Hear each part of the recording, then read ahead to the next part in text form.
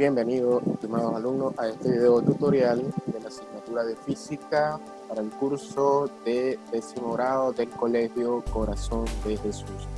El día de hoy estaremos dando el inicio, o mejor dicho, la introducción a lo que es la unidad número 5, en la cual estaremos abordando las leyes de Newton. Entonces, es un verdadero placer, espero que disfruten de este video. El contenido que estamos abordando se encuentra en la página número 109 de sus libros. Y como les decía hace unos instantes, los contenidos que abordaremos son concepto de fuerza, leyes de Newton. En nuestra videoconferencia del día jueves a las 2 de la tarde, estaremos desarrollando ejercicios tanto teóricos como numéricos sobre las aplicaciones de las 3 leyes de Newton en nuestra vida cotidiana. Entonces, para iniciar, es necesario definir qué es fuerza. Todo lo que tiene que ver con las 3 leyes de Newton y el concepto de fuerza lo estaremos analizando con esta imagen que ustedes tienen en su pantalla. Primeramente, tenemos que el estudio del movimiento de los cuerpos nos ha permitido formular las leyes que rigen los diferentes tipos de movimiento. Sin embargo, han quedado sin responder cuestiones tan importantes en nuestra vida como la siguiente. Primero, ¿por qué se mueven los cuerpos? Nunca se han planteado ese interrogante. ¿Por qué se mueven los cuerpos? ¿Por qué se mueven los planetas? ¿Por qué todo en esta vida aparentemente está en movimiento? Esa sería una de las preguntas que desde el campo de la física se han planteado muchos científicos. También tenemos la otra interrogante, ¿por qué se paran? O sea, ¿por qué un cuerpo inicia su movimiento? Y la otra interrogante sería, ¿por qué este cuerpo llega a un momento en el que se detiene? ¿O por qué giran? Entonces, estas 3 preguntas han sido objeto de estudio, objeto de debate a lo largo de la historia, para tratar de formular teorías y leyes científicas que nos permitan comprender mejor el mundo que nos rodea. Un ejemplo claro de esto es lo que podemos observar en esta imagen de acá. Cuando empujamos un mueble para ponerlo en movimiento, cuando paramos un balón, cuando estiramos un muelle o moldeamos un trozo de arcilla, por ejemplo, cuando jugamos el tira y afloja, estamos ejerciendo fuerza.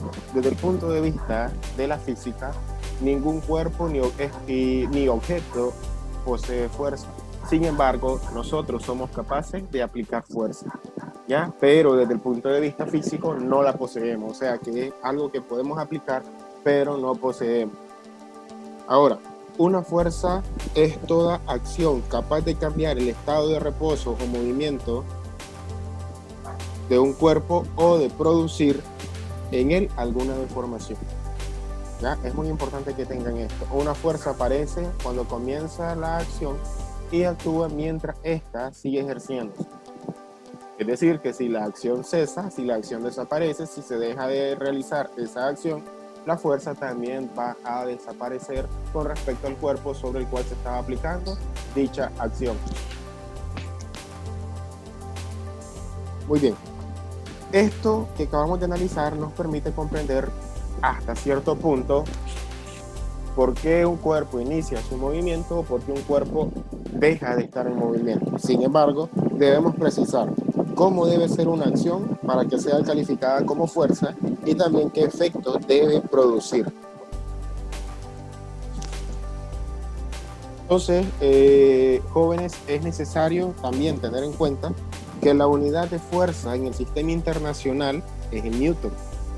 Ya esta unidad se define a partir de los efectos que producen la fuerza sobre los cuerpos. Un Newton, por ejemplo, es la fuerza que, aplicada a un cuerpo de 1 kilogramo de masa, le comunica una aceleración de 1 metro por segundo al cuadrado.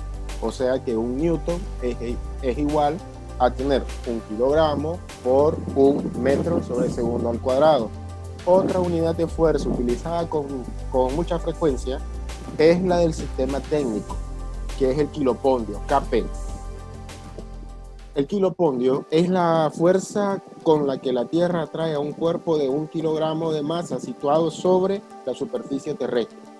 Por eso también recibe el nombre de kilogramo fuerza.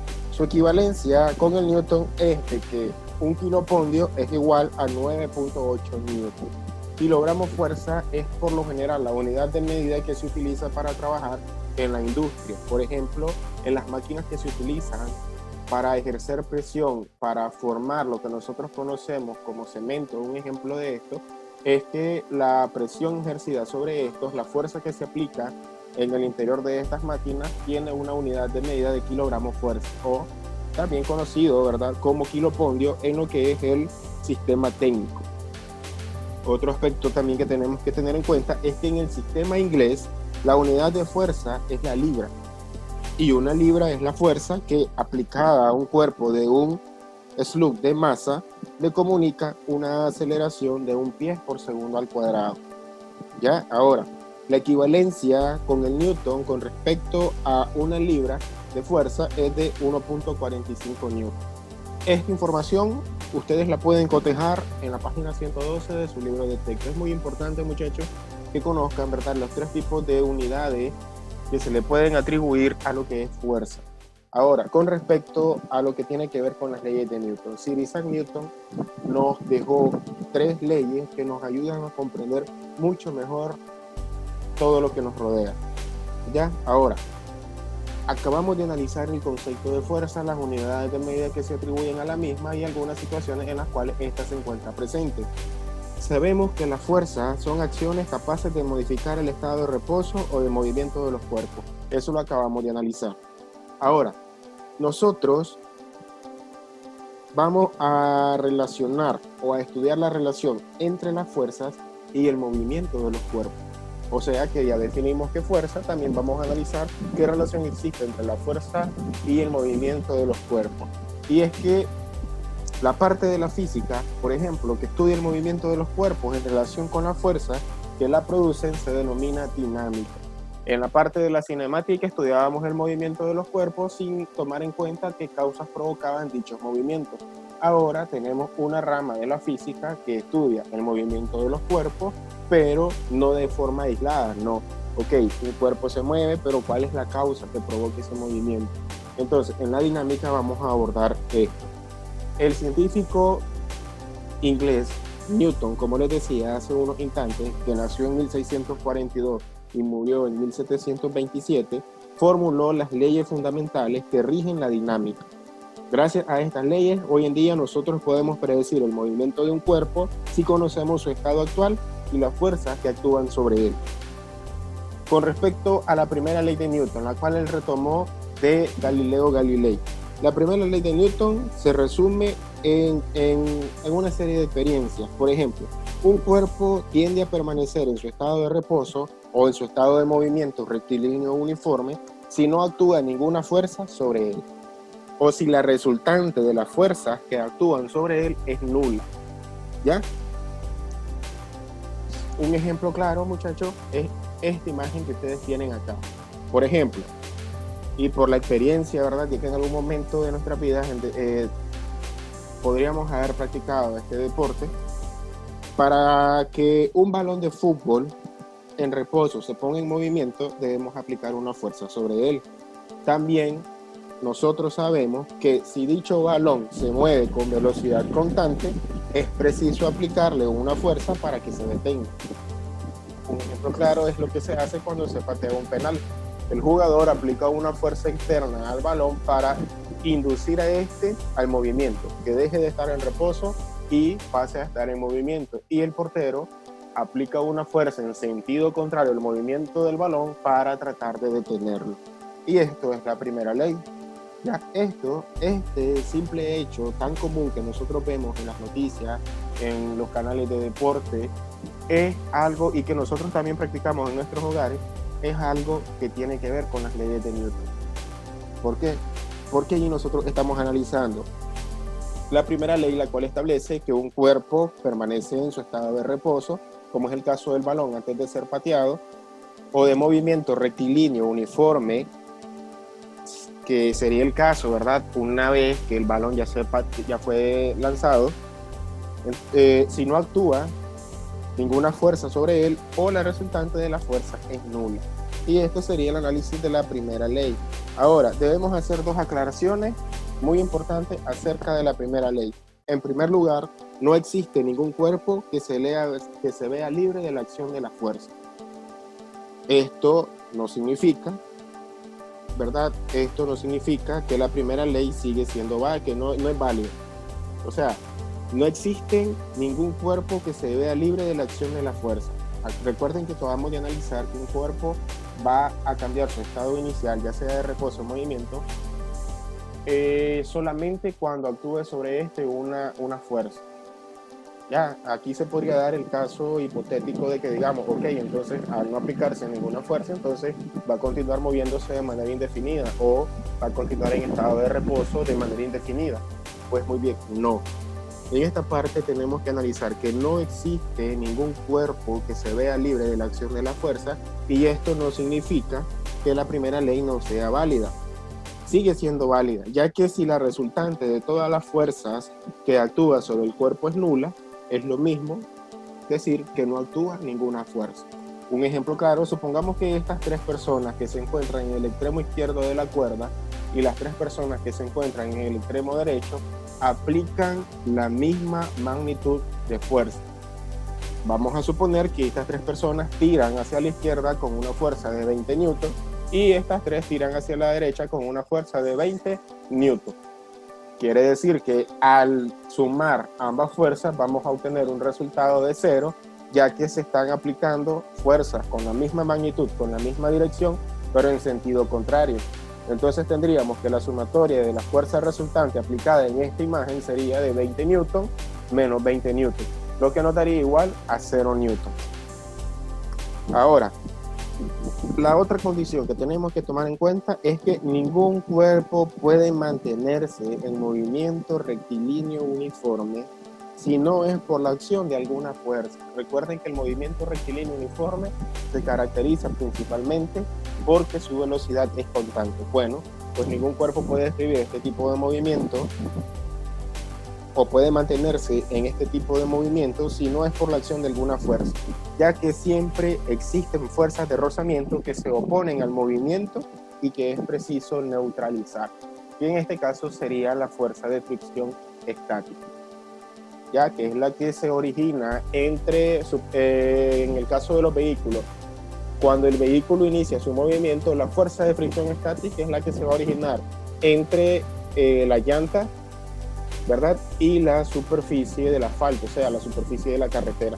Y esta fuerza de fricción está aplicada en sentido contrario al movimiento del vehículo.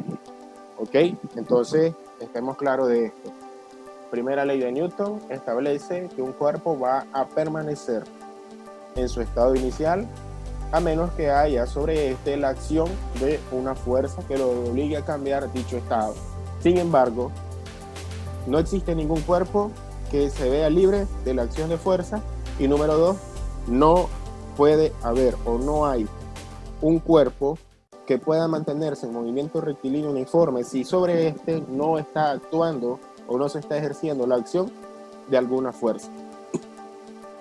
Con respecto a la segunda ley de Newton o la ley fundamental de la dinámica, la primera ley de Newton nos dice que lo que le ocurre a un cuerpo si sobre él no actúa ninguna fuerza. Eso es lo que acabamos de analizar. Si sobre un cuerpo no actúa ninguna fuerza, la primera ley es clara y nos dice que este va a estar en reposo y movimiento. Pero entre las condiciones de esta tenemos que ningún cuerpo puede estar exento a la acción de fuerza. Pero nosotros en la segunda ley nos podemos plantear una pregunta. ¿Qué le ocurriría a este cuerpo cuando actúa sobre él una fuerza resultante? ¿Ya? Entonces, ¿qué le va a ocurrir a ese cuerpo? Muy bien, entonces, para esto nosotros vamos a analizar tres condiciones. En primer lugar, vamos a suponer que sobre un cuerpo se aplican, y vamos a tomar esta imagen que está acá. Vamos a suponer que sobre este objeto, la persona que está siendo representada por este dibujo aplica tres magnitudes de fuerzas diferentes. En primer lugar, aplica una fuerza de 10 newton, ¿verdad? Aplica una fuerza de 10 newton. En segundo lugar, aplica una fuerza de 20 newton y en tercer lugar aplica una fuerza de 30 newton. Entonces, al cuerpo le vamos a atribuir una masa de 10 kilogramos y cuando el objeto aplica sobre este una fuerza equivalente a 10 newton, la aceleración que le induce es de 1 metro por segundo al cuadrado. Cuando esta persona aplica a ese objeto una fuerza de 20 newton, recuerden que la masa del objeto en este caso es de 10 kilogramos, la aceleración que le está provocando, le está induciendo es de 2 metros por segundo cuadrado. Y cuando le aplica una fuerza cuya magnitud es de 30 newton al objeto de 10 kilogramos, la aceleración va a ser de 3 metros por segundo al cuadrado. Es decir, que como resultado de cada una de las fuerzas aplicadas, el cuerpo se desplaza con movimiento rectilíneo uniformemente acelerado. Y obviamente vamos a poder observar que la aceleración producida en cada una de estas etapas de aplicaciones de fuerza es diferente. Esto se debe a que la razón entre la fuerza resultante a que se somete un cuerpo y la aceleración que adquiere como consecuencia de dicha fuerza es una constante que denominamos masa del cuerpo. Quiere decir también que si sobre un cuerpo actúa una fuerza resultante, este va a adquirir una aceleración que será directamente proporcional a la fuerza aplicada, siendo la masa del cuerpo la constante de proporcionalidad. Ahora vamos a analizar lo que es directamente proporcional. Quiere decir que a medida que la magnitud de la fuerza aplicada aumenta, también lo hará la magnitud de la aceleración. Ejemplo, el que acabamos.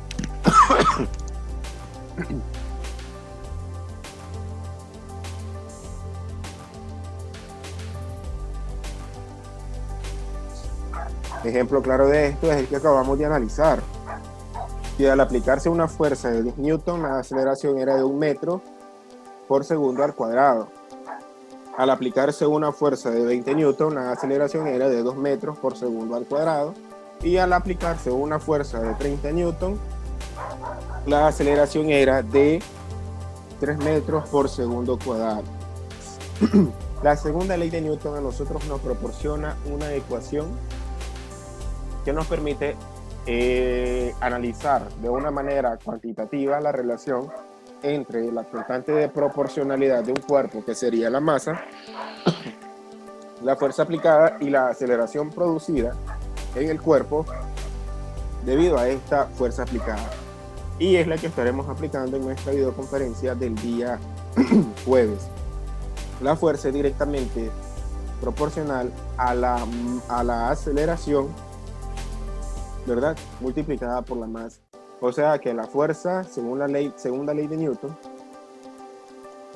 es igual a masa por aceleración.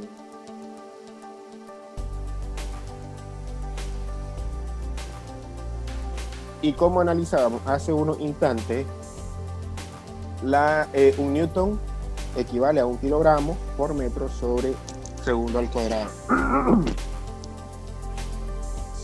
Con respecto a la tercera ley de Newton, vamos a analizar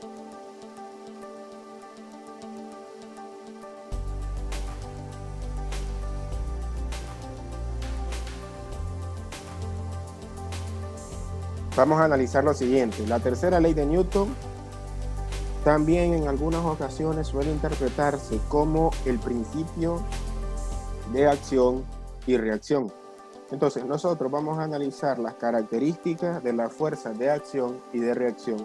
Primero, aunque una de ellas aparece como reacción a la otra, no actúa una primero y la otra después, sino que ambas son simultáneas. Prácticamente la tercera ley establece que a toda acción,